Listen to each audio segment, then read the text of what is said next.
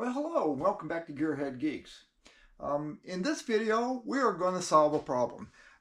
We have restored a little Yamaha JT1, and it is doing very, very well. But when I went out to ride it, it ran great, it did everything, but when I got into fourth gear, it was popping in and out of fourth gear.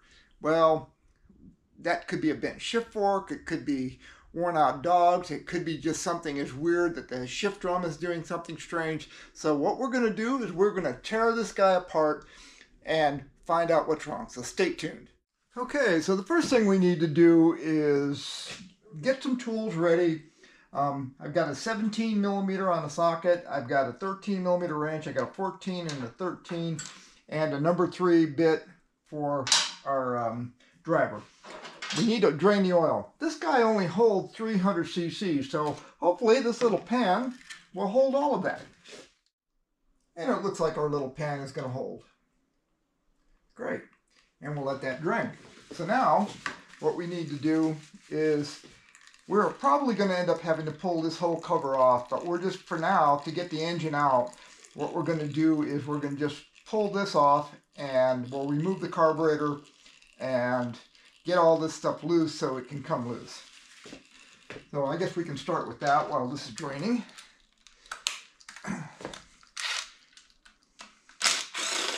And I'm making it easy on myself by using something like this.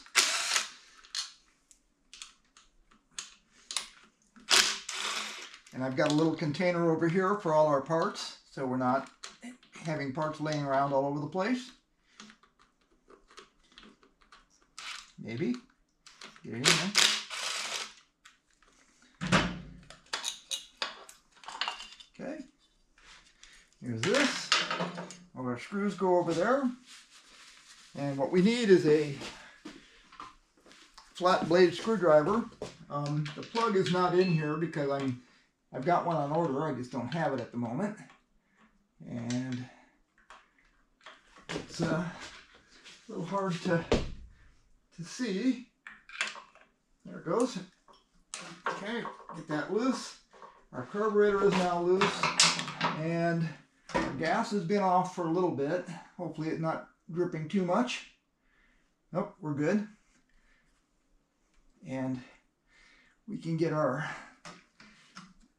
little carb out. I'm going to remove the fuel line here.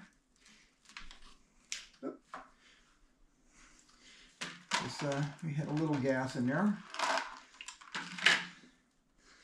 And our oil line is going to have to come loose.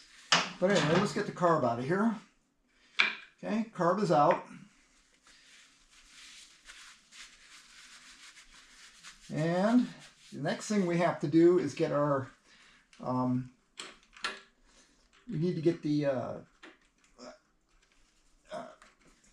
oil pump cable loose, and that's a 10 millimeter. On the adjuster bolt. And we'll get this guy out of there.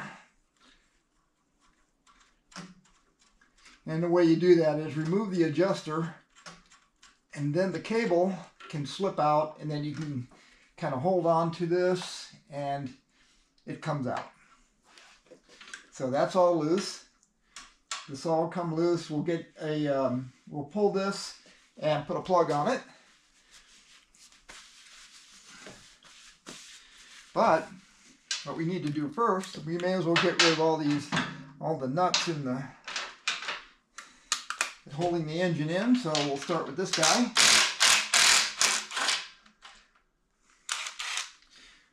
And there's another one here.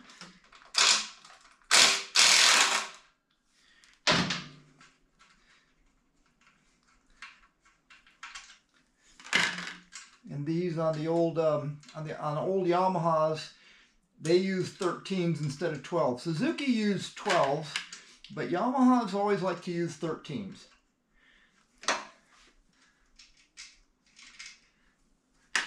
In later years, I guess they changed that. And there's a couple here. Okay, so we'll take a 13, and we'll pop that loose.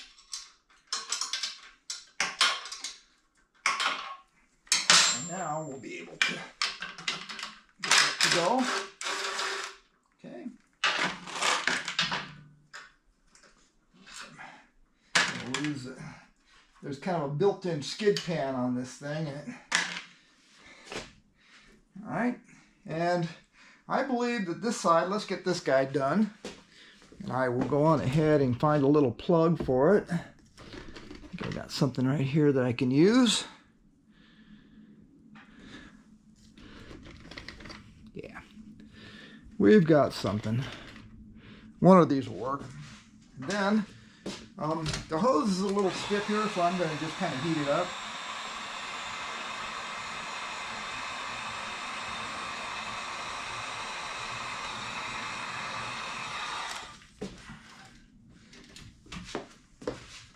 And this will come off. Put my finger over the hole so I'm not losing oil. And just take this guy and stuff it on there if I can. I think it's going. Nope, not really. There it goes. All right, so we're not going to lose any oil. And we're not making a huge mess quite yet. All right, so this side is all loose. We'll move over to the other side and get all that stuff done. All right, we're on the other side, and let me get this seat off of here. There's a little pole thingy somewhere over here. Slide it back, and our little seat comes off that we've recovered in another video. So now what we need to do is we need to get the pipe off. So I've got a variety of tools here. I don't know which one I need. I'm pretty sure it's like this guy here,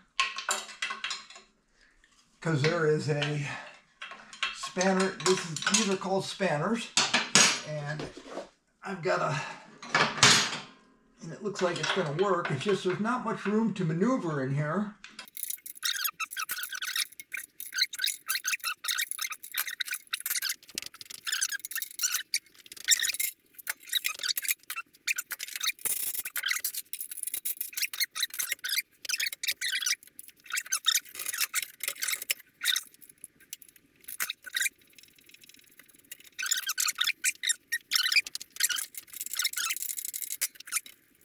And there we go, the pipe is off. Move this over to the back over here. And our little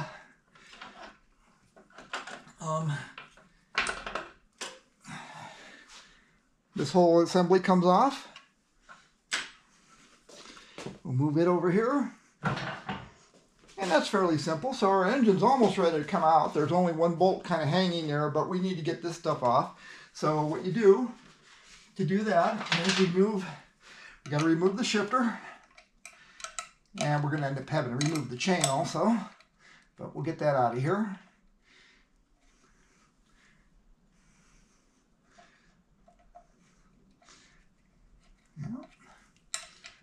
Probably should have got a 10mm socket for this, but that's okay. We'll let this unwind, and hopefully we won't have too much trouble getting the shifter off.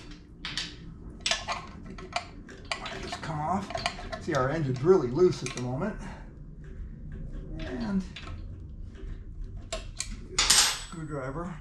We'll see if we can't get this to kind of come off. Work it back and forth gently without hurting anything. And it's off. Put it in our little bucket. Now the next thing we need is a screwdriver. Here, we'll pop this case off.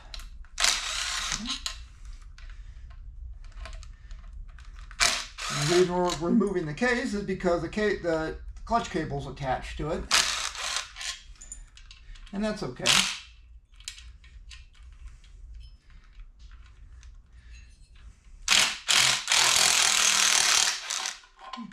There's that.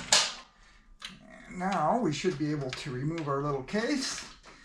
A little wiggling here and there to get it going.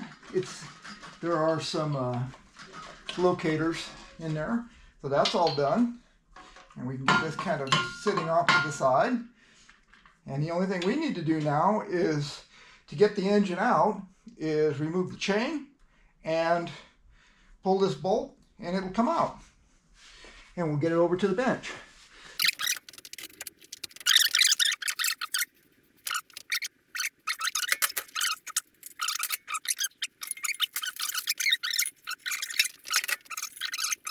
Okay, so everything is disconnected at the moment. Our clutch cable is disconnected. Our ignition is disconnected. Our chain is disconnected. Our carburetor is off. The cable to the oil pump is off.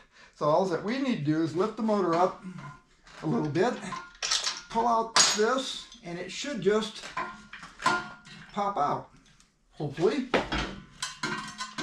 And it does. Okay, the little engine is out. So I'm going to take it over to the bench and we'll continue on from there. Okay, we've got our little Mini Enduro engine on the bench, kind of ready to disassemble.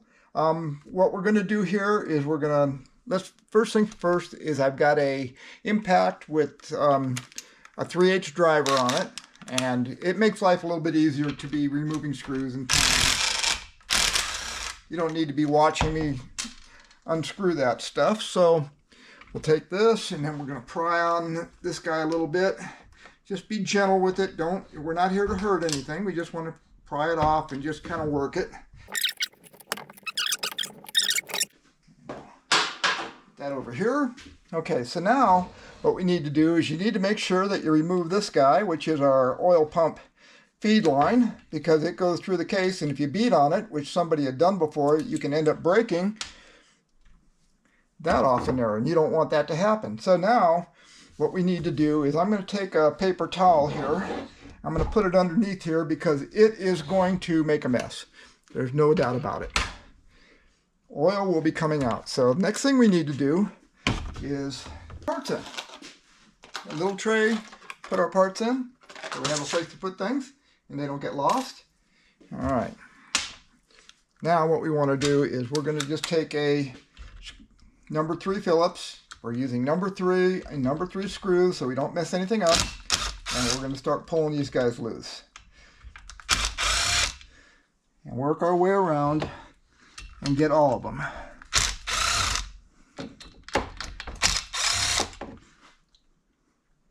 And there's a couple inside there.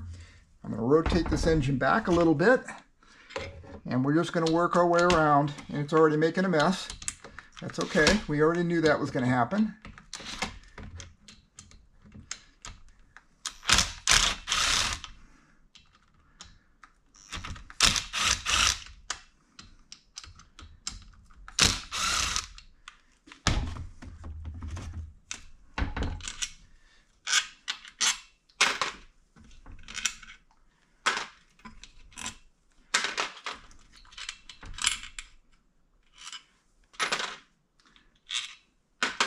Okay, all of those are off. So now we should be able to remove this case. And look how easy that happened. I got to be careful of the gasket because I don't have another one. So I'm going to go on ahead and very carefully make sure that the gasket doesn't get abused. And I'm just going to go through and just make sure that it gets pulled down without breaking it. And you got to be really careful some of this stuff. Gaskets are semi-fragile, and if you don't have another one, you can reuse them, but you do have to make sure you're not tearing them apart when you take these things apart. I'm going to lay this down. I just want to watch that gasket more than anything, and it is free. Okay, our little engine case is free. There's a small defect in here where somebody had been prying on it. But for the most part, we've got it all cleaned up and nice. It's not bad. I'll move this off to the side. Not in the way of our camera. And Let me, I'm going to move it over here so it's not in our way. We'll let it drain off a little bit, where it's easy to wipe up. And I'm going to see if I can't soak up some of the oil here, because this is what's going to happen to you if you ever do this stuff. It's going to be oily and whatnot. Now what we want to do is we want to try and rescue this gasket from here. And I'm not sure if I want to, well, I'm just going to peel it back. And what I did do on this is I used Yamaha number 4 on this. And it is a nice silicone, but it's not as sticky. It's a sealant more than it is sticky. So our gasket is here. And I'm going to lay it over here. I've got to clean it up before we put it back on, but that's okay. We're all in good shape here. So now what I want to do, and the reason I'm pulling this apart is I don't need to pull this part apart, but I do need to pull apart the clutch so that I can remove the whole transmission. So what this is, just nothing more than, make sure you can see, there's 4 screws. And these are not adjustable. They got shoulders on them. They only go in, they get tightened up, that is the end of it.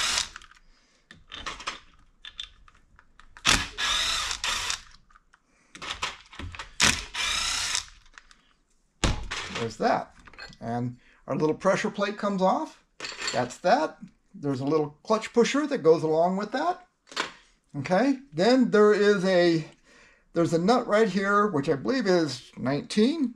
Yeah, it's a 19 millimeter.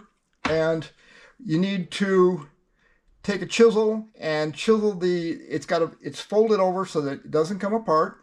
And I'm going to pull the clutch plates out. This thing's only got like 3 clutch plates. This is the world's leanest clutch. It's got 3 plates in it. These are all brand new. We put a new clutch in it. So that's good. And I've got a nice sharp chisel here. I'm going to get another paper towel. A nice sharp chisel here. And I'm going to go on ahead and I'm going to remove or bend this tab over so that I can remove the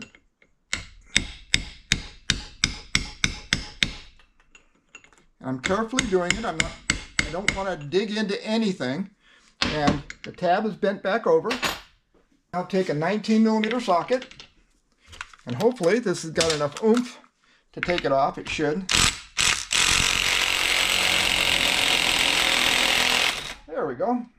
A little bit of work there, but no big deal. Okay, it's got a little tang in here that there's a flat spot that goes onto. Here's the back of our pressure plate. And there's a couple washers in here. There's a copper washer that goes here, and then there's a steel washer that goes on top of it. And then this guy can come off. And it's all in good shape. We'll put our clutch kind of in one big pile. There's a spacer that goes behind it. And then this is the idler gear for the Kickstarter. And we have already repaired the Kickstarter. And there's a washer that goes behind the clutch. Okay. Now this is the actual countershaft, so we'll probably have to we're going to have to pull this off so we can move the transmission out. We've replaced this spring. This spring is in good shape. I thought maybe this was pushing it too far or something, and nothing seems to be bent over here. So the next thing we're going to do is we are going to go on ahead and remove our Kickstarter. And it's just a matter of getting the spring off of there and pulling it straight out, and it's all ready to go. We had done a repair inside here already as part of the revitalization of this thing. And I'm going to take a pair of snap ring pliers and take this guy and take it off. And now there's just a washer. There's a spring. There's 3 washers. There's a spring washer. There's a flat washer. And then there's a washer on top, and then there's a circlip. not a big deal. You just kind of have to remember. And if you can't remember how it goes together, go to the parts book and it will tell you exactly how things go together, which is a really good feature on that type of stuff. So there's a little bit of oil trapped in here. We're going to just go on ahead and let that drain off into our paper towel. Now we can't remove the shifter just yet because there's a circlip on the other side. So we're going to go over here. I'm going to rotate this guy over here, and we got a circlip. Not a big deal to remove usually. And it's off. There's a washer. It goes along with it. Now we can remove our shifter. So we just pull this up out of the way and we can give this a pull and out it comes. There's a spring in there that's going to be. So now we just, and to get this out, we just need to kind of twist on it back and forth and be gentle with everything. Okay, our shifter's out. Everything seems to be in pretty good shape. Okay. Now the other thing that's going to have to be removed is this, because the way the shift drum has to come out is this guy is held here, and we can't really pull a shift drum out because it's got this spring detent on it. But things are coming along. So now we need to go to the other side. We're going to leave this guy intact. We don't need to be pulling on the crank or anything like that. But what we will do, what we will be doing, let me get the tools out of the way, is I'm going to grab another paper towel and lay this down. It makes things easier to see anyway. We're going to have to pull the top end off. I want to be very, very careful of the base gasket because I don't have another one. But when we do that, the piston's going to be flopping around at the moment. We don't need to do that at the moment. So what we're going to do first is we're going to take, here, we're going to take and we have to remove two things. We got to remove the countershaft sprocket and we need to remove the flywheel. Okay, so to do that, you need a 17 for the flywheel. Oh, excuse me, 19. Had the right one on there in the first place. And that comes off. And then we're going to use a puller. And we have a puller that's designed for these Japanese Hitachi Denso ignitions. These are common pullers. This on this, it's a left-hand thread. So this is an older one I have. This is actually made by K&N. They call it a T100. And you just take that and you screw it in counterclockwise. And this, I believe, is a 17. Nope, back to the 19 again. And we tighten it up. And it pops it loose. And that is the end of it. Remove the puller, and our little flywheel comes off. And we have already cleaned up stuff in here, but it is what it is. Okay, we'll put our nut along with that so we don't lose anything. We can now put our puller away. So we have a regular number 2 right here. I'm using an impact driver on it. And let's see what we got. Oops, wrong. That one's coming right out. That one came right out. So you got to be careful because these are easy to strip out. Make sure you use a number 2, and you should use a number 2 JIS on these. And this guy comes right out. We've already cleaned this up. It's in good shape. We already know that. And these are just 2 flathead screws.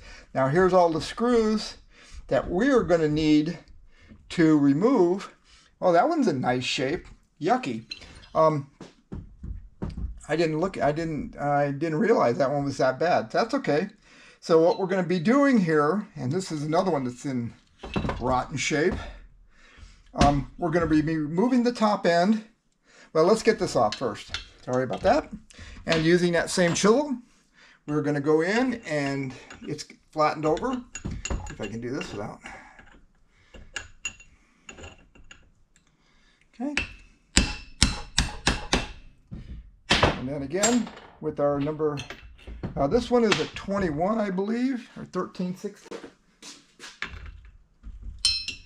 Yeah, what you can do here is 13/16 and 21 are basically the same size. So this is a 13/16. I'm just showing you this. This is 21 millimeter, but the 13/16 will work. And here we go.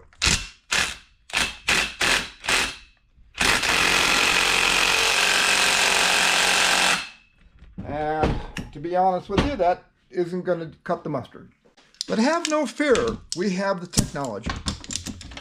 We are going to use a air-powered rattle wrench. And I'm going to go on ahead and I'm going to grab onto this socket, onto this sprocket. This is a small little sprocket, so it's pretty easy to grab onto.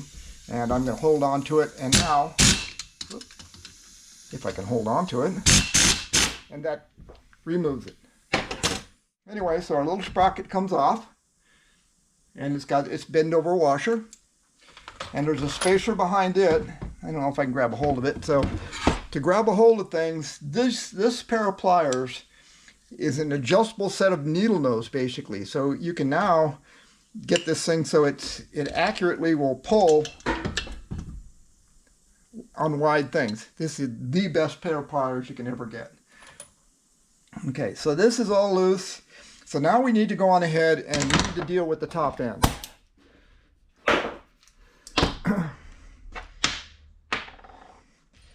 So, and the top end's really easy on these. Not like it has any big bolts, they're only just 10 millimeter. And so you just take your impact and loosen up those bolts. They're only about 10 foot-pounds.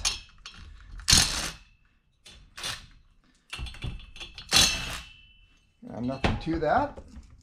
And I'm going to lean it up a little bit so I don't lose the washers. And only one of them went flying. That's not bad. I'm going to move this over here. And I'll remove the head gasket.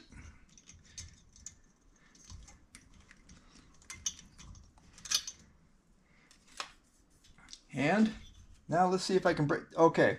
Now what I'm trying to do here, I'm trying to be very, very careful of our base gasket. And it came up with the cylinder. So that's no problem at all. And here's our cylinder in really good shape. I had honed it before. And look at our piston. Just gorgeous. That thing has got just a little bit of oil on it. It's in great shape.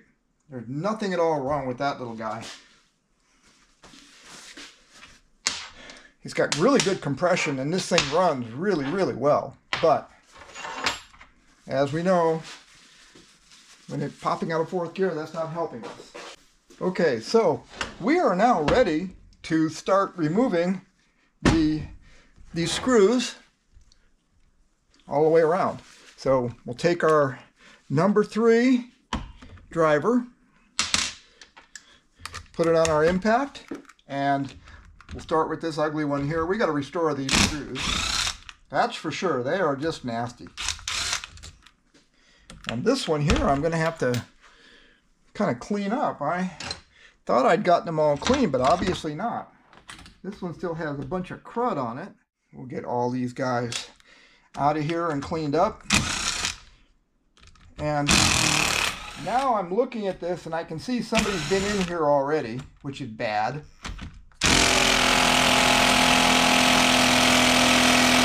That's bad. That's loose. Yeah, looks like there's cross-threaded a screw in there. We'll get that out and we'll repair it. Oh joy. Don't you just love how how the backyard mechanics do things. Okay, we got a couple of them that are going to require an impact. That's okay, we can do that. Some of them are too tight, some of them are not tight enough. So, and again, we got another one of these tar covered screws that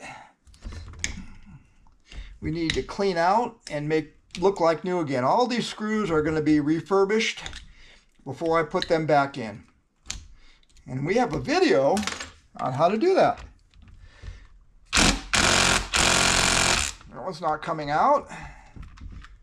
I think the best thing to do here is we're just going to use an impact and get these guys loosened up. And we have an impact wrench with a number 3 tip on it. And so what we're going to do is we're going to hit this, take this guy. To use this impact wrenches, you turn this to the left.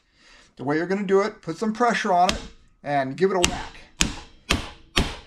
And now that guy is loose.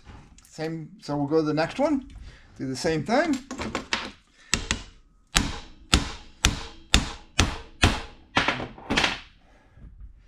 That one's in tough shape, but we'll just keep on going with it. And we got it. And we just keep right on going with the next bad one.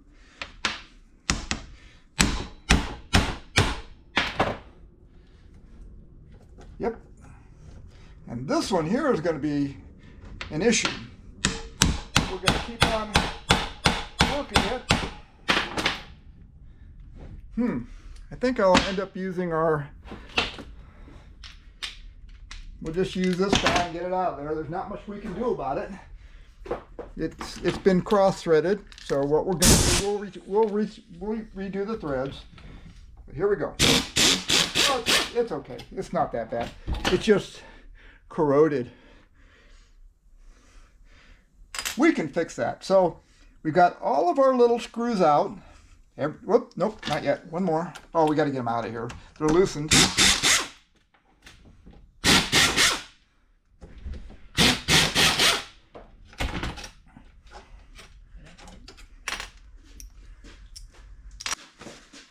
Okay, so all of our little screws are out. We are ready to go on ahead and split the cases on this.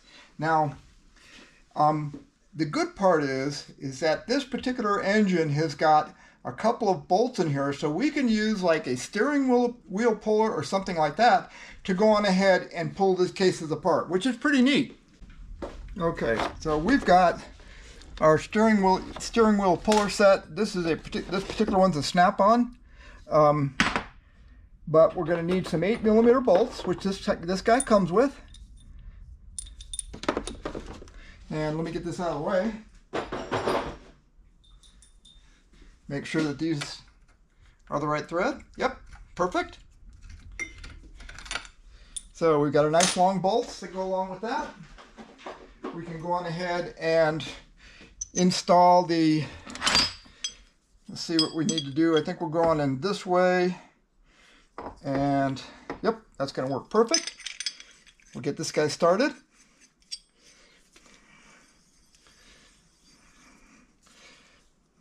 And we'll get the end on it. And we should be able to get our bolts. Hopefully they're long enough. We're close. And we can back this off a little bit.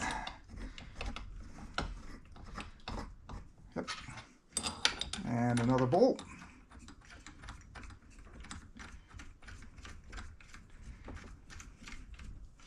And another one here. Okay. And that's looking pretty good. All right, so now what we're going to do is, well, this is basically a 14mm. Or 9/16, either one. And what we need to do here is carefully start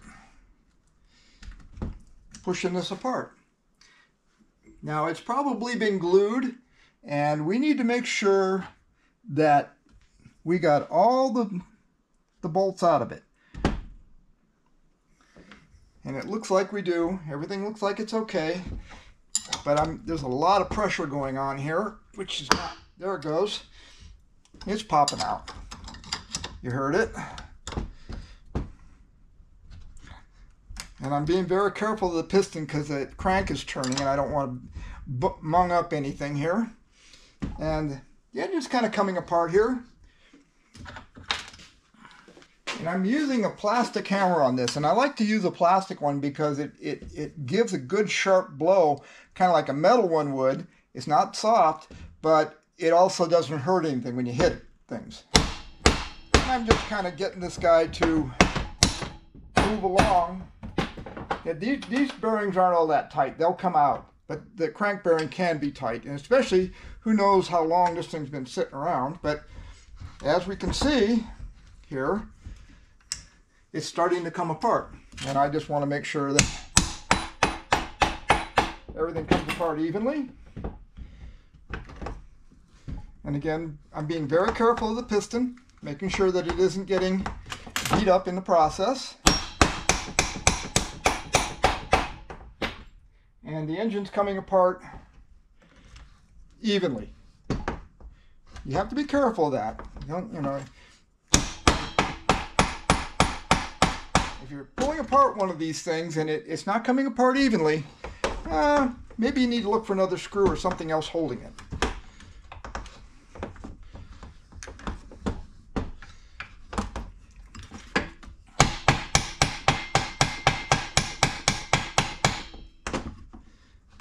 And we're almost there.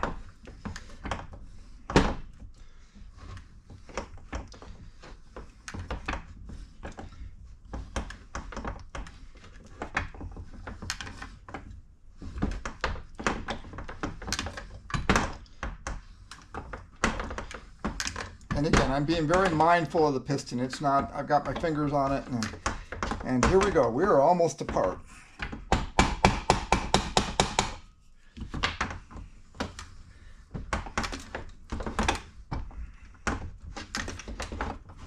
Almost. This under here, and I think we can do this without any real. Yeah, it's coming. Just takes a little bit. There we go. So we are loose. And our little engine is looking really, really, really good.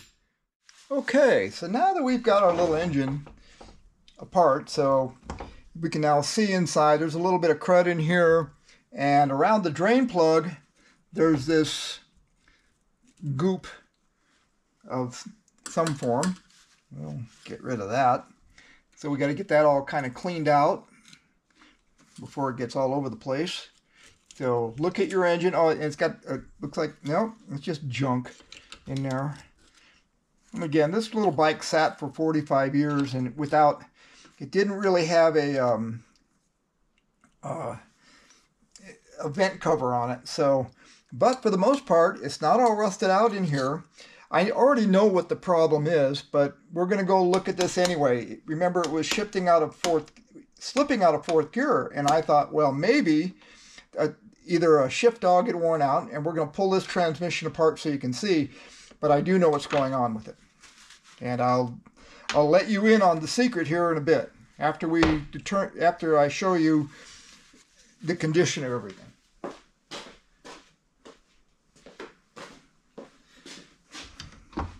So to get this out, what we need to do here is, remember I said before that this has got to come out of the way. I might be able to pull this without removing that. I don't know if I can or not. Yeah, it's not looking good. Let's just get this out of the way. Is that a 12? It's a 12. So we'll just take that and we'll just pop this guy loose.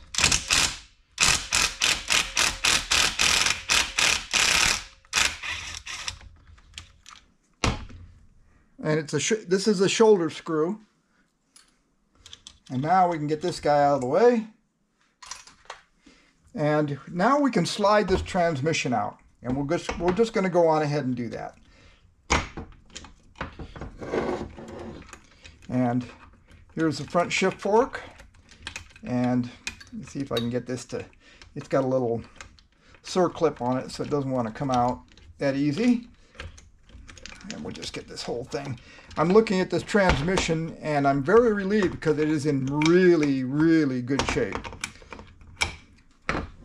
Just need to get these guys to pop out a little bit.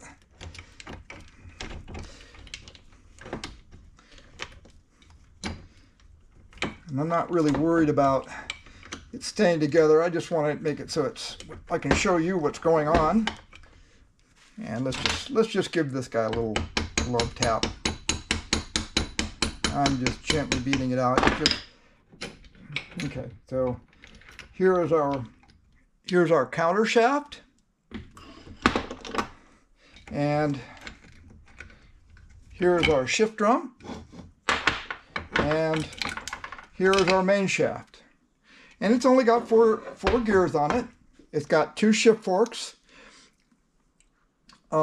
So what we have to do here is I'm going to explain this transmission a little bit and show you what's going on. And there's a pin in there that's falling out. There we go.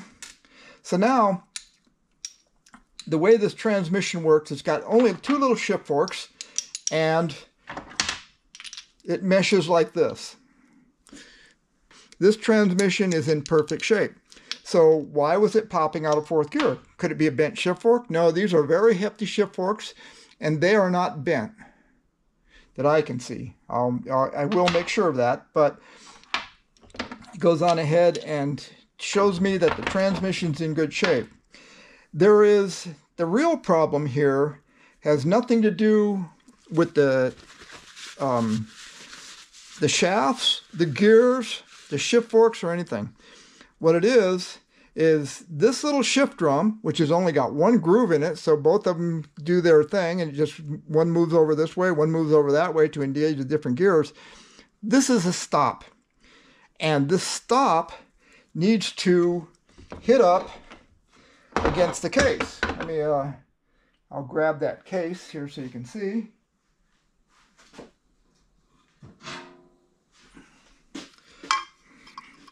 Inside here there is a stop, and what it does is when it comes around, it's allowed to, it's supposed to hit on this little piece of aluminum here. Well, that has been worn away. It is gone. There's nothing left of it. That stop is completely history. And what it does is when you shift it, it's going too far, and now it's trying to pop back out, and it's just kind of popping back in and out. And neutral was doing the same kind of thing. So what has to happen here is one of 2 things. Either this pin right here needs to be moved out so that it can engage, which is probably what we're going to end up doing. I think somebody had actually pushed this in too far. And this guy here, then that way it can go all the way around and stop where it needs to. So all that we have to do, instead of welding on this case, all that we're going to have to do is push this pin out so that it can engage in that. We may end up welding it, but I don't think we're going to have to. It just amazes me how people can screw things up. But anyway, that's what we're going to do. This guy needs to be cleaned up. There's some nasty stuff going on in there, so that's good that we took it apart, and we'll have this guy all cleaned up and beautiful and ready for the road in no time. So I'll be back after I get that pushed out a little bit. So the next thing we need to do is clean up our little engine. I've put these guys in my solvent tank, and we'll go on ahead and scrub away at things. I've got a brush that is hooked up through the hose, and the solvent comes out of this. This is really a cool thing to do. Makes it a lot easier to use.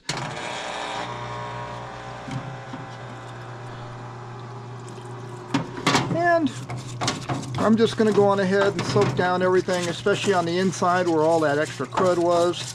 We'll see. We've got a whole lot of gasket scraping to do, and hopefully this crud will start to eat away. And it looks like it is. It looks like it's doing a pretty good job of that. So, after some extensive cleaning, these cases are looking wonderful. I mean, you could never tell that these things were, what, 55 years old? Something of that nature? They look brand new. What I did is I cleaned them in a solvent tank, which uses a just some plain old cleaning solvent. It's actually kind of paint thinner, odorless paint thinner, and mineral spirits. And then I took some super clean, just sprayed them down and just scrubbed them out with hot water. And look at the condition of these things. Look how shiny and nice they are. I didn't do anything special. That looks great. And both sides, both the engine cases and everything are all just nice and clean. There's still some hidden mud spots in there, which I'll scrape out. But for the most part, this thing is really, really clean. The real problem is, I thought that I could take this pin and drive it out a little bit and be able to catch the edges of this. It will not work because it's welded on the inside. So this is unmodifiable, which is okay. So what's going to have to happen here is I'm going to end up having to weld. I don't know if you can see, but I'm going to try and point it out. But I need to weld in here. I got to put a spot of weld on here and a spot of weld on here so that when this guy goes in, if I get it to go in, it will stop where it needs to. Right now it blows right on by that, and that's bad for neutral. And then it goes the other direction and it's just a little bit too far and it can't stop for fourth gear to be in place. So, and fourth gear is on this guy, so it pushes it just a little bit too far and it's barely engaging. So we need to stop that. Well, I was hoping it was going to come to this, but there's no way around it. I'm going to have to weld this case, so we're going to go on ahead and fire up the welder, and I'm going to build up on this case a little bit. Probably, well, we'll just build it up and then see what happens. So here's a little tip. When you're going to be welding aluminum, it's always a good idea to preheat a little bit. So I'm going to take this LP gas torch and I'm just going to preheat this little area in here. Not much.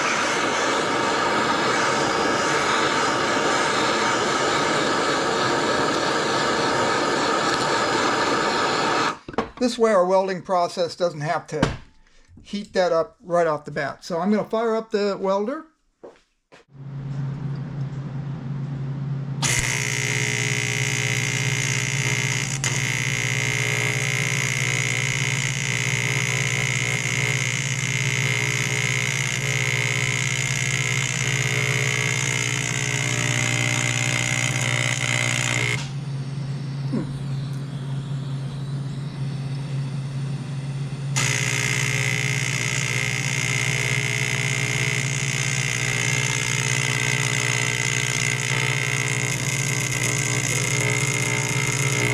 What I wanted. I'll make sure this other side is good.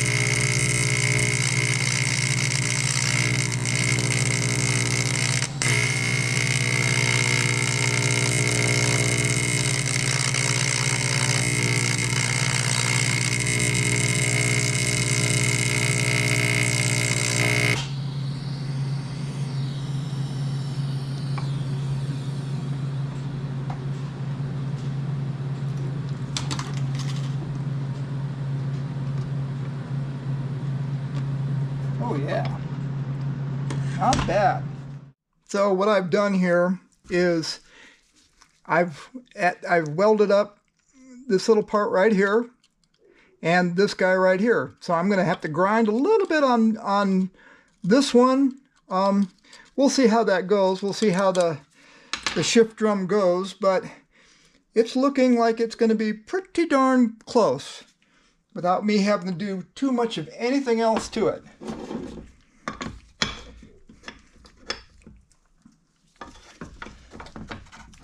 And now, the good part is it really does come to a stop where it needs to. I'm going to go I'm going to grind out a little bit. And our neutral, let me look at this. I can see the alignment on it. Oh, it's almost perfect now. That's great. Right here. And I'm just going to grind this thing off smooth.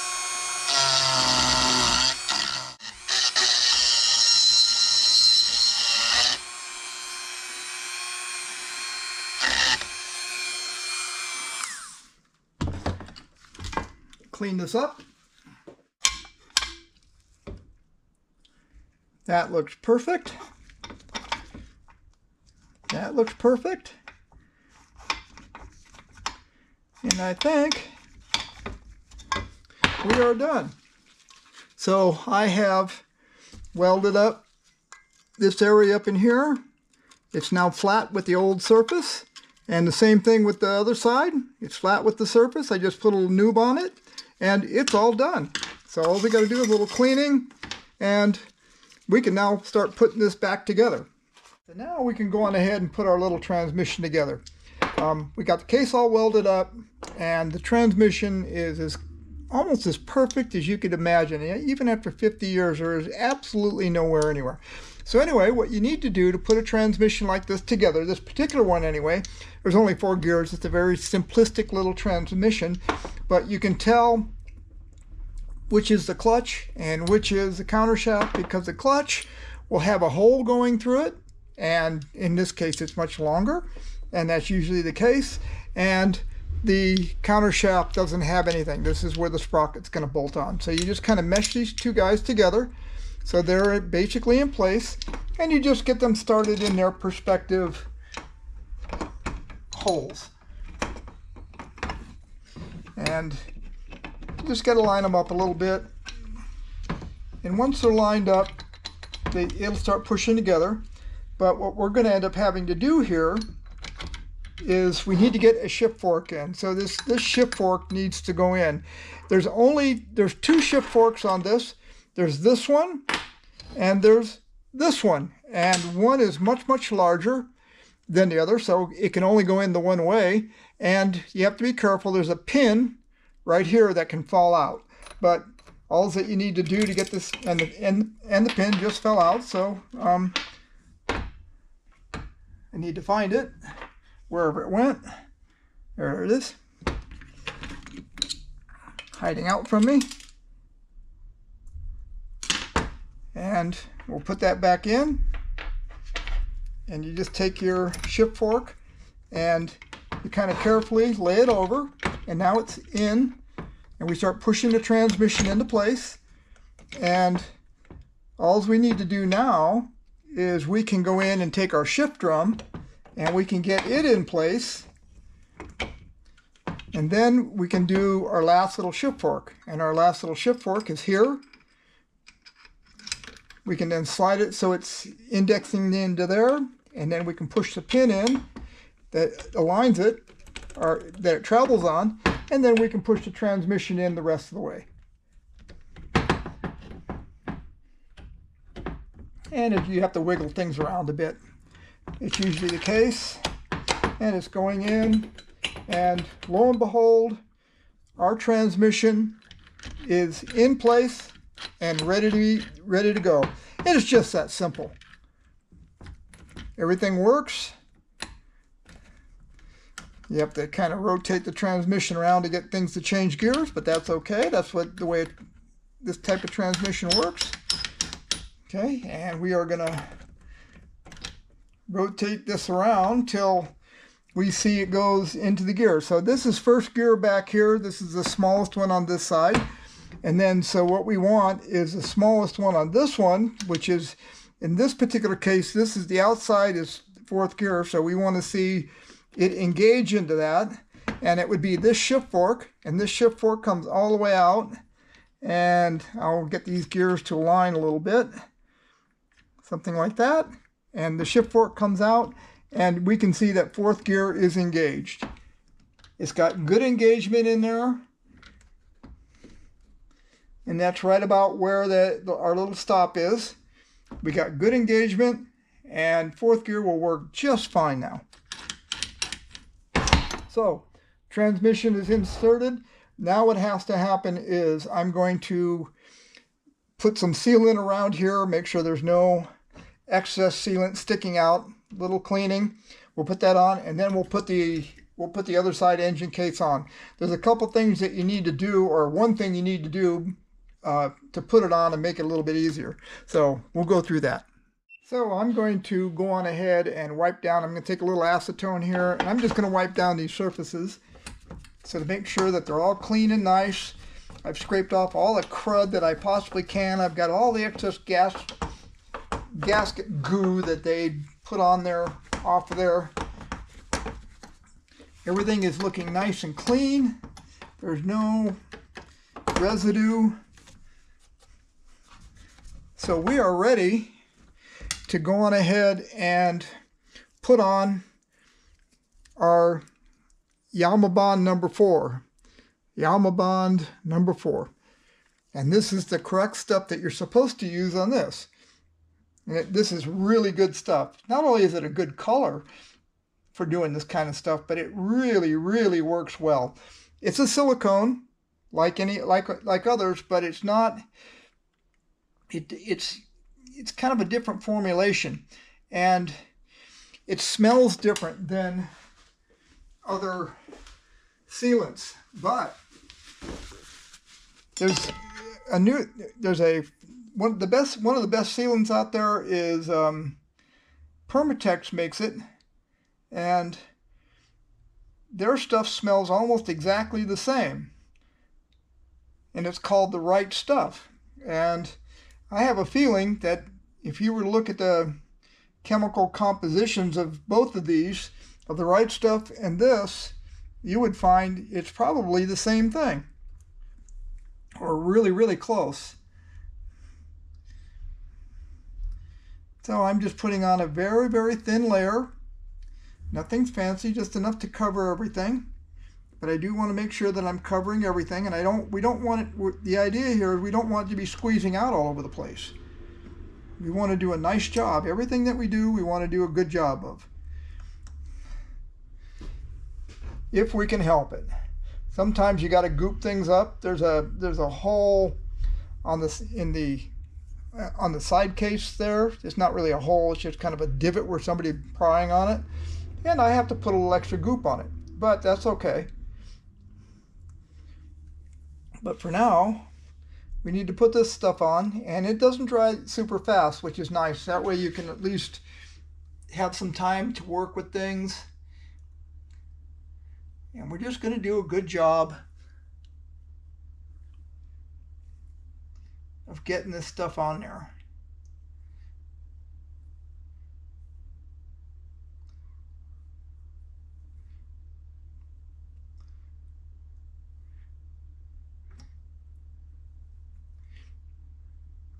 Want to make sure we seal up around the crankshaft, because that is one of the most important seals around any of this stuff, is that crankshaft.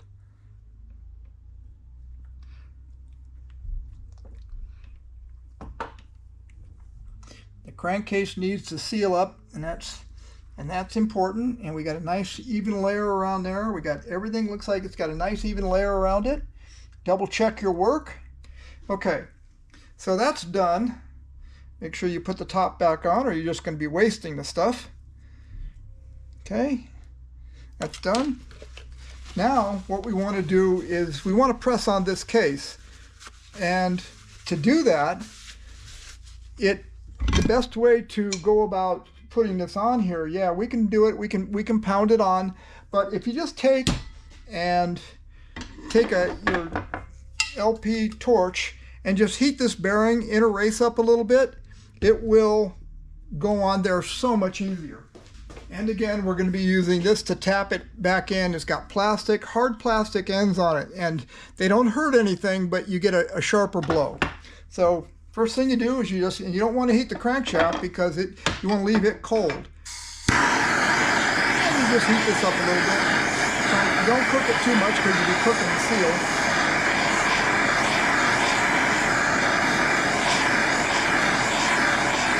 just heat up the bearing.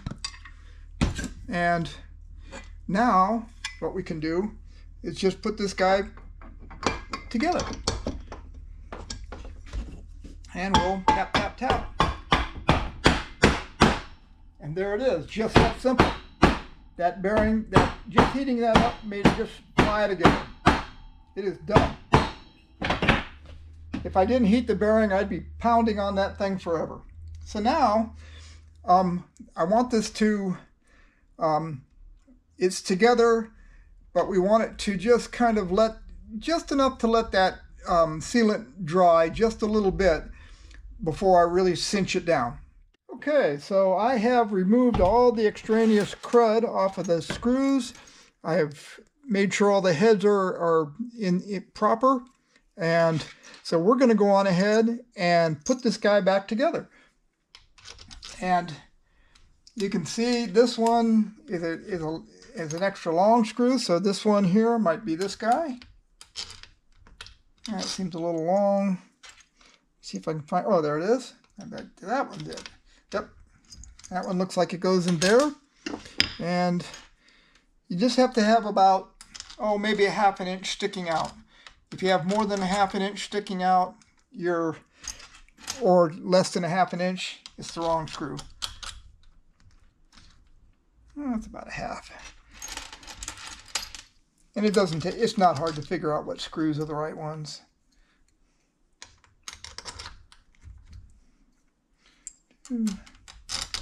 Oops, too long.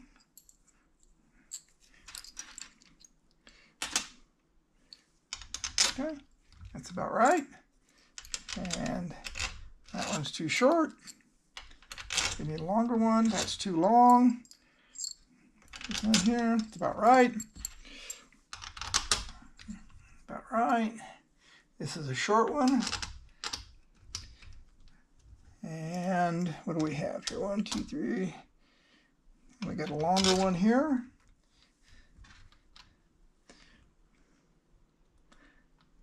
And we're looking pretty good.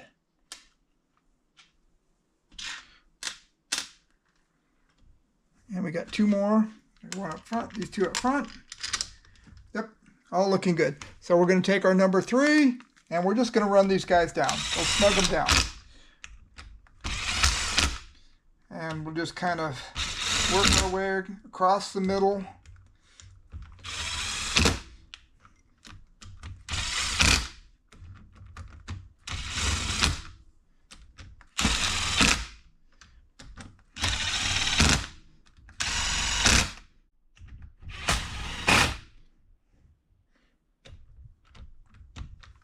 And I'm not liking the way that screw looks.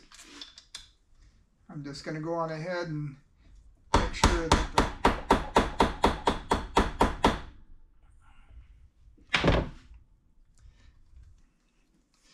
that's a little better. I'm going to take this guy, wind him in. Nope, that is wrong. This screw is too long. So we need to find one that's a bit shorter. Yeah.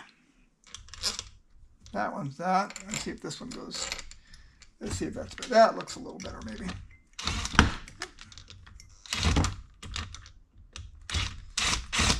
Yeah. Better? That's what we wanted. So now we're just going to go around and we'll just take a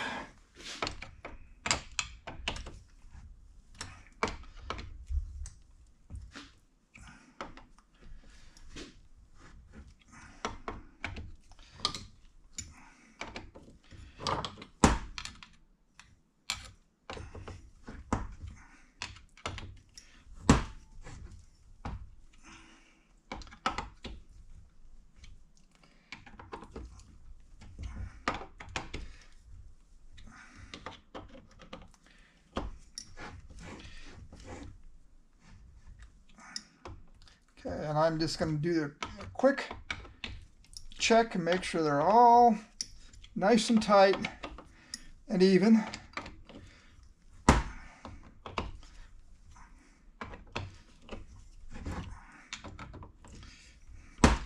And you want to know the correct torque? Listen to my elbow. it pops every time I get to the correct torque. And that is the end of that. The engine is now together. We can now shift. So I'm going to go ahead and I'm going to put the little shift arm detent in here so we can index our gears properly. And we'll do a quick check. Shoulder bolt. It's our 12. It uses a 12 millimeter. So what we're going to do here is we're going to take our spring and we're just going to hook it on here for now. And then, because I can hook it on that after the shoulder bolt's in.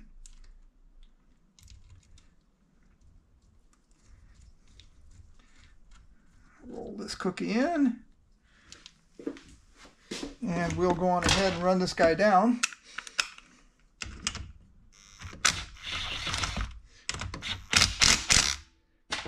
And it moves freely. And we'll take a pair of pliers and just grab this guy and hook him on. And there it is. So now we got a nice detent in it. This is on. Everything's in good shape. So now what we can do is I'll grab this with the number 2 screwdriver and we can just go through our gears and check them. Right now we're in neutral. All right. So now to shift to the next gear to go to first, we turn it to the right, and we got first gear, and here comes second. Second index, really nice in there. And we're going to index into third, and there's third, and now we're going to index into fourth. And we are nice and solid into fourth. Perfect. And we can't go any further. Our little detent that we stopped doesn't allow that to turn any further. It used to just turn on through. And we'll go back to third, second. And they got to turn this and it goes into first. And now we go into neutral. And neutral can't go any further either. It used to, it would roll all the way back through. And now it can't. So we fixed our detents. We're in neutral. Everything is perfect. So now let's go on ahead and reassemble our engine. Okay, so the first thing we need to do is there's this idler gear that has a washer, a little spring-loaded washer, the gear itself, another washer, and a circlip.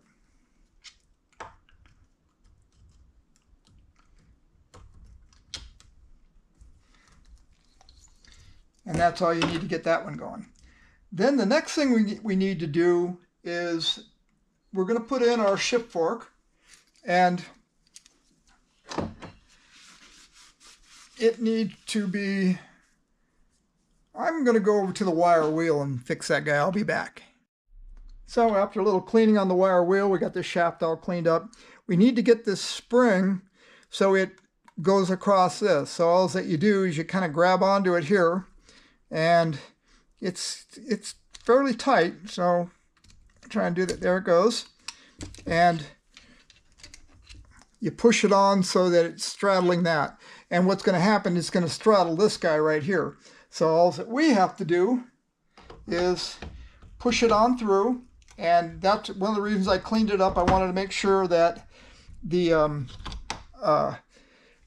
there's no burrs on this, you know, for the seal on the other side. And you just got to kind of work it in and get it up out of the way and keep on going with it. You still have to work it a bit, and it's out of the way. Now it's going to straddle this guy right there, and continuing on here, I had to wait for the compressor to shut up. There's a washer for the clutch, goes behind here.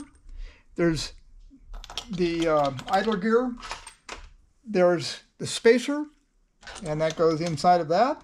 So that runs on that. And then what you do is you take the clutch, and you can then push it on, and it's not on all the way. You have to kind of turn the idler, and it dropped on there, and that's ready to go. And then there's a couple washers floating around here. There they are. That you need to put on. So there's this copper washer which fits around the spacer. There's another washer that fits over that to hold that into place. And then you can put the pressure plate backing plate on. And that's all you need to do there. So what we're going to do with that is there's a locking tab. And that's this guy right here. And let me clean this off. He's got a little tab on him, and he just goes, there's a flat spot right here. It goes on that. Then there's a nut that goes onto that, and this nut is this guy here.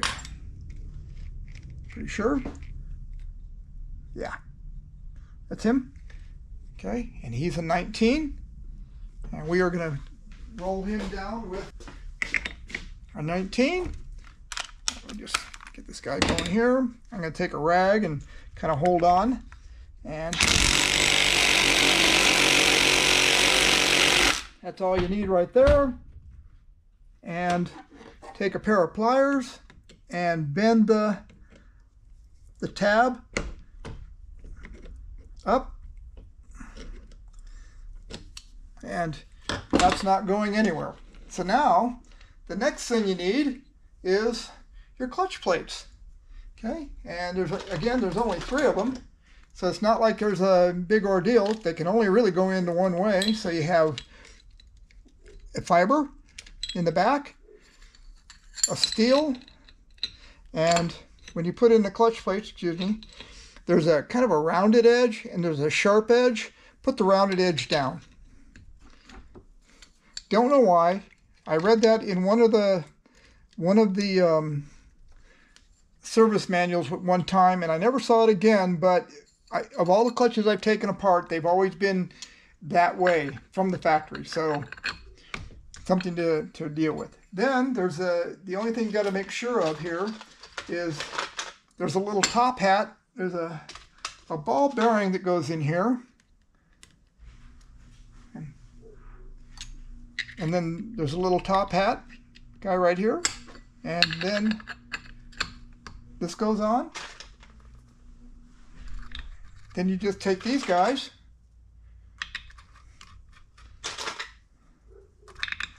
start them,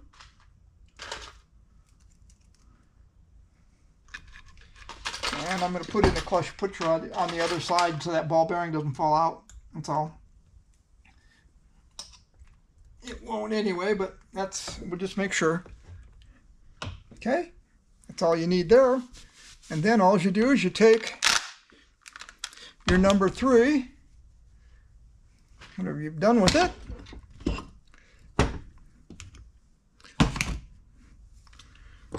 of course it's fallen into a black hole. Oh, there it is. Okay, it didn't fall in a black hole. And all we're going to do is we're going to run these guys down.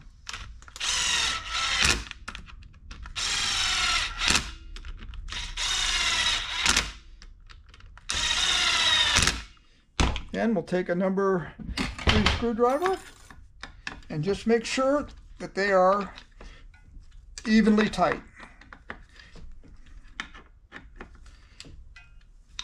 There's that. Now, the only thing left over here for this side is our Kickstarter. And the Kickstarter has a little detent on it, and this detent fits right into this little gap here. And all that you do is you push this in, you make sure that detent's in the gap, and then all that you need to do is take, hopefully I didn't mess up and put the clutch on first with this, which it's really no big deal. And then we're just going to wind our spring around and catch the,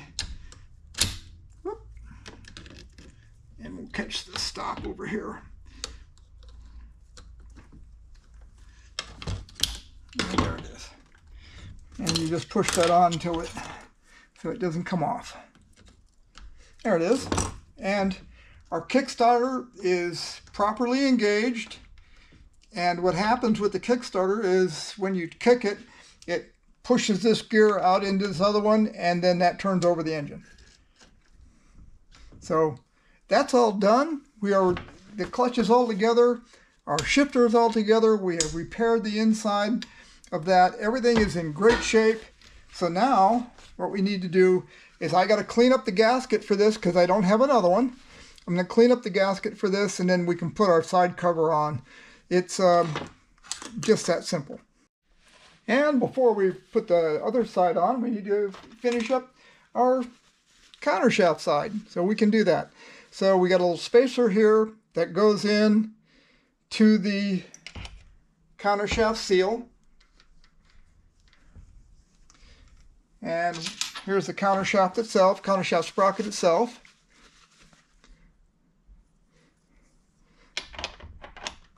And there's a couple things that we need to do here is there's a washer and a circlip that goes on this. So let's get that on there before we forget. You got to make sure that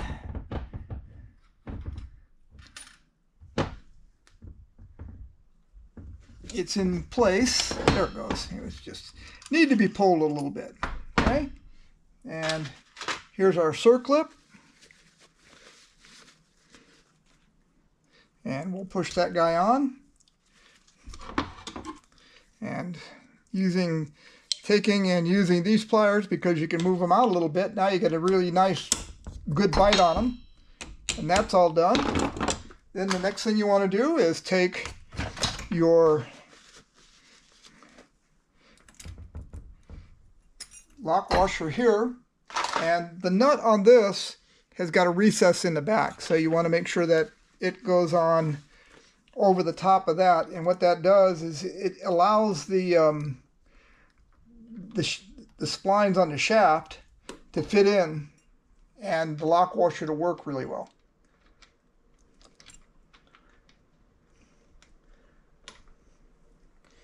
And we'll get it started here. Got a little goop on it, but that's okay. And now what we need to do is get a 21mm socket. And again, you could use a 13/16, but we'll use a 21 in this case.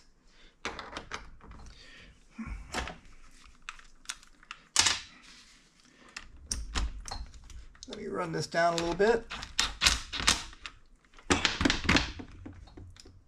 And make sure your washer is indexed properly. You can feel it index. Okay, and I'm going to go on ahead and take a pair of channel lock type pliers, and just give this thing a buzz. And that's plenty tight.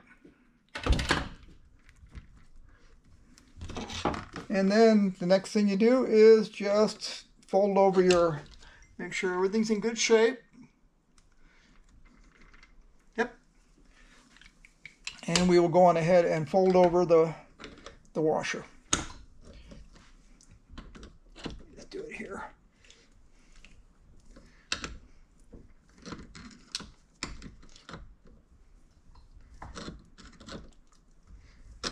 And that's done. Clutch is all put together. This ship's all put together. Now all that we need to do is we can go on ahead and put on our point plate. And we have two countersunk screws. We'll take this one and we'll wind them in. And these are using number 2 head Phillips. These are not number 3s. We always try to use the right size screwdrivers for the job. And in this particular case, these are number 2 JIS. This is a JIS screwdriver. And it is also an impact driver where you can remove remove things. So now I need to go back and look and find out what happened to the woodruff key. So I'll be back.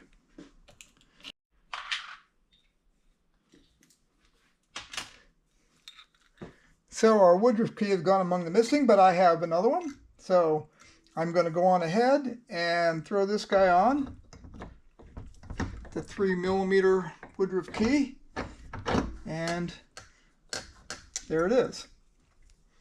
And yep, in good shape. Take this.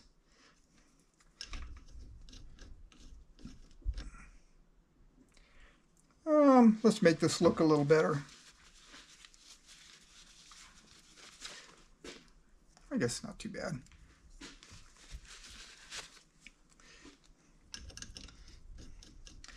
And we'll take our 19mm and our impact driver and rattle that baby on. Perfect. And this side is all together. So let's go ahead and let's finish up the top end. The gasket surface is all clean and nice. This gasket did not go anywhere. It stayed on very, very well. I'm just going to take a small amount of acetone and just clean off the surface. Make sure it's okay. Our little cylinder's in good shape. So now, what you need to do is when you do this, you get the piston all the way out, and on 2 strokes there's knock pins. And a knock pin is a little pin sitting in the piston that holds the ring from turning. And the reason the rings can't turn like in a 4-stroke because they can get stuck in the ports. So they have knock pins on it. So when you go to put your cylinder on, you need to make sure the knock pins are lined up. So we get our bolts lined up, and then we start the piston in, and the piston's in the knock pins, and you just kind of wiggle it back and forth until the rings go by, and boom, done. That's how simple it is. Now, sometimes it's a bit more of a struggle, but then again, I've probably done hundreds of these. So the next thing you need, somewhere in here, it's among the missing, and it probably went the way of the head oh, there it is our head gasket. So we'll put our little head gasket on. All right. And then we can put on the head, and I notice this thing has a broken fin, so what I'm going to do is I'm going to put the head on so that the broken fin is down and you can't hardly see it. And we got 4 little washers, excuse me, they're not lock washers. And we have our 4 little head bolts, and they are just long little 10mm guys, or 10mm, 6x10 thread, 10mm head.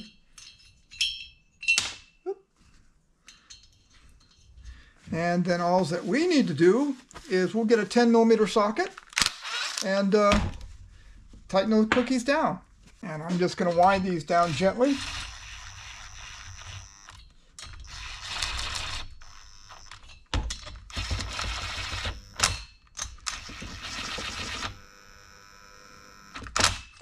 Okay,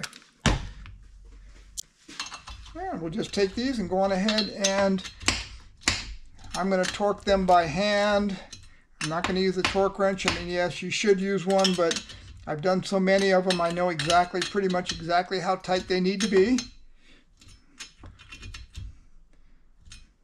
And I'm pretty good at torquing things evenly. Again, having done it literally thousands of times on things. So anyway, our top end is together, our clutch is all together, our magneto is all together, our shift shaft is all cleaned up, everything is good, our transmission is working. We have successfully fixed this engine, and I'm going to have to clean up the gasket on the side here a little bit. I got a little bit of work to do on the oil injection nozzle here. It had been broken, and I'm going to go on ahead and set it up so that there's threads down deep, and then the banjo bolt can thread down into here, so it's super solid. So anyway, that's the putting this part together. We'll be back with the rest of it. And we'll just put a thin coat of sealant on this guy.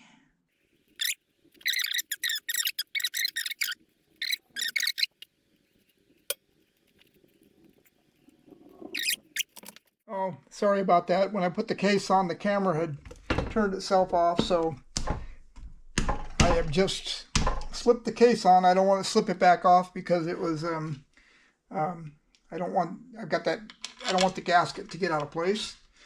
So anyway, we're just going to go on ahead and start putting in screws. And we can just go on ahead and wind these guys down. I'm going to wind them down by hand just so the case, make sure everything starts good. And there you have it. The engine is basically back together. Side covers are on. It is ready to go back in the frame. So now that our little engine is back together, I'm going to go pop the cookie back in the frame and we'll start assembling it. So here's our little engine, all ready to go back in the frame. I got a bolt ready to go back in. Get a little bit of stuff off of me. I've got this out of the way. This goes to the other side of the engine over there, so we should be able to lift it in, and then I can get this one bolt in, and then we'll be able to go on ahead. Let me get this wire out of the way. We'll get the one bolt in.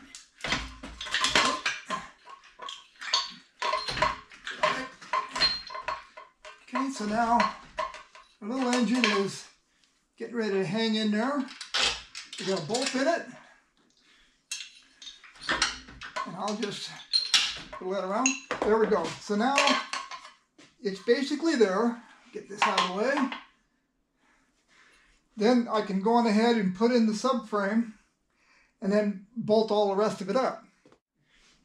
And here's our subframe. To get this in, I need to pull the brake down and get it lined up. Okay, now should be able to get the top in. Now we get this guy to go back and get this guy to start, which he did.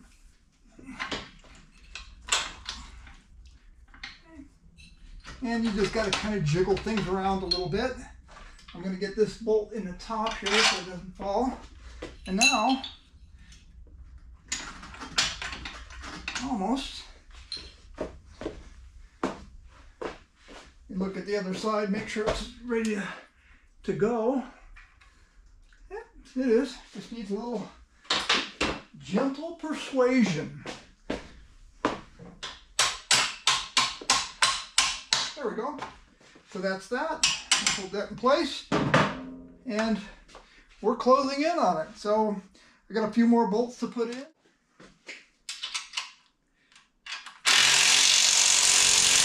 Tight.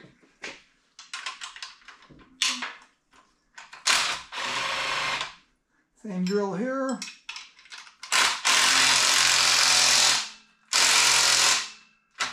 Okay. And same thing with the fronts.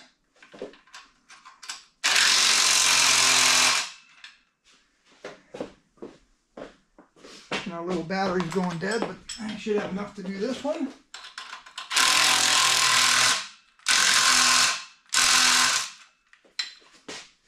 And the engine is locked in solid.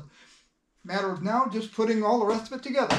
So we bolted the engine and the frame. I didn't have the camera aimed right, but that's okay. It's just a bunch of bolts in there. We got the chain on there,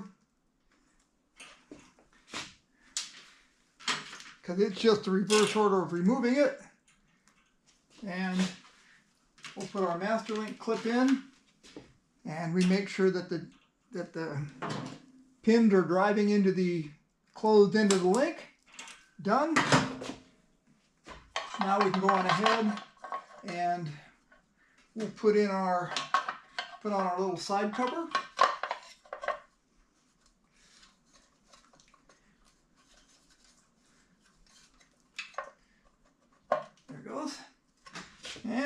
some screws to put in there.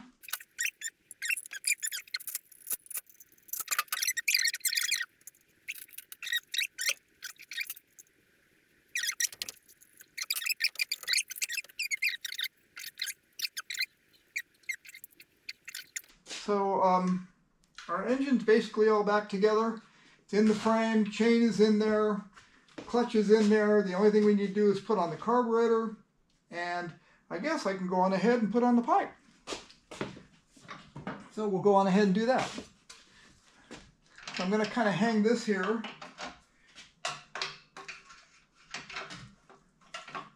And we'll put in our gasket.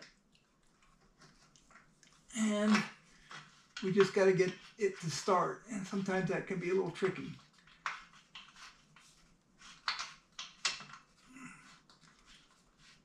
Because it screws on. That looks like it started. No problem.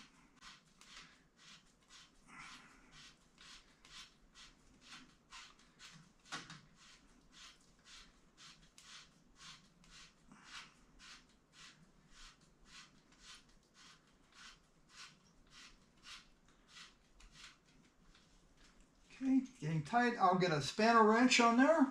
We'll get that tight. What we need to do here is put on the nut for our pipe.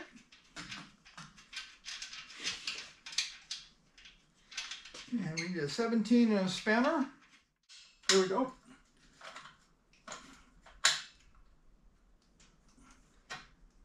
And that is tight. That is as tight as it's going to get. And now we can tighten up the back nut.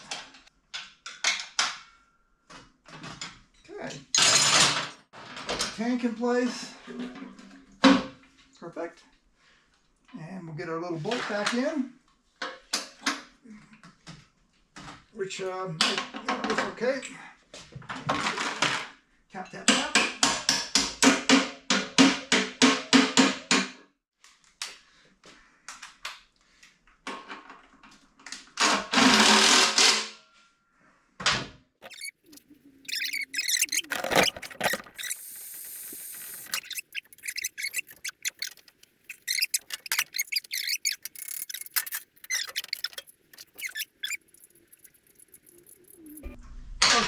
Now we'll put our oil pump back on. Real simple.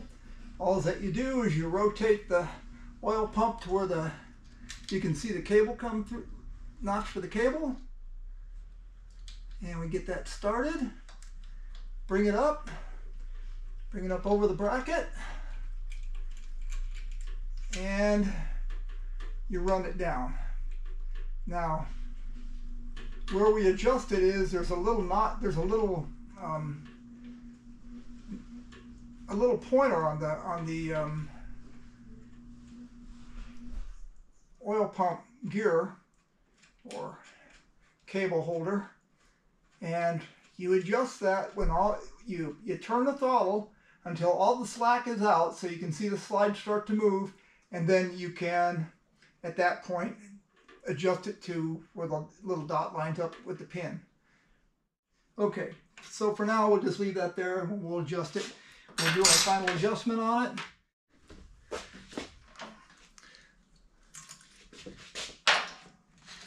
So we've got exactly 300 cc's of oil, and we are just going to pour this stuff right in.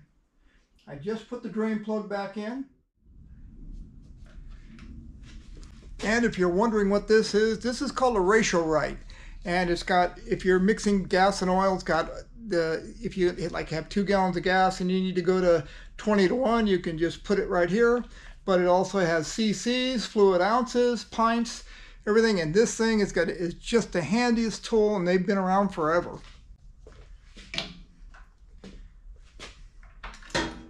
And we'll put our plug back in. So I've gone on ahead and I popped the carburetor back on, put the cover back on, put the oil line back on, and adjusted the oil pump. So we're getting ready for our first start. I've already got the gas turned on. I've got the choke turned on. Let's give it a rip.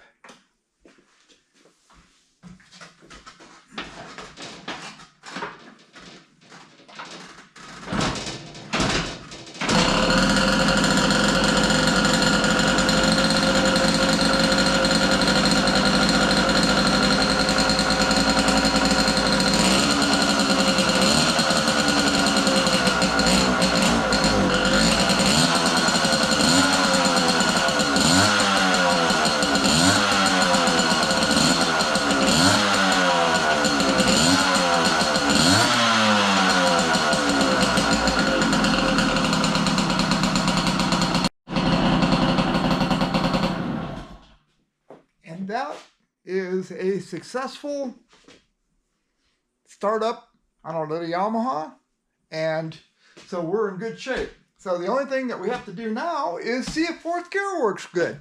And so I'll get it off the rack and put on a little jacket because it's a little cool outside, and I will go running up and down the street. So here we go.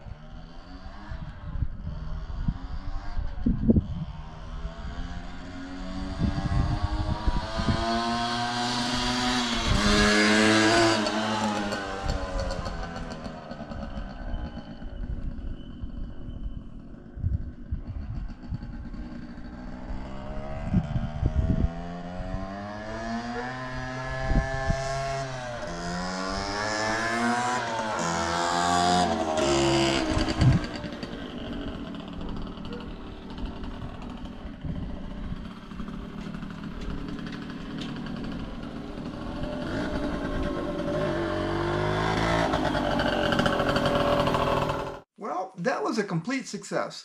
The little bike shifted perfectly. Everything was just fine. It doesn't pop out of fourth gear anymore. Clutch is working perfectly. It runs perfect. Everything about it is just right. So thanks for watching, and we'll see you next time on Gearhead Geeks. And don't forget to subscribe.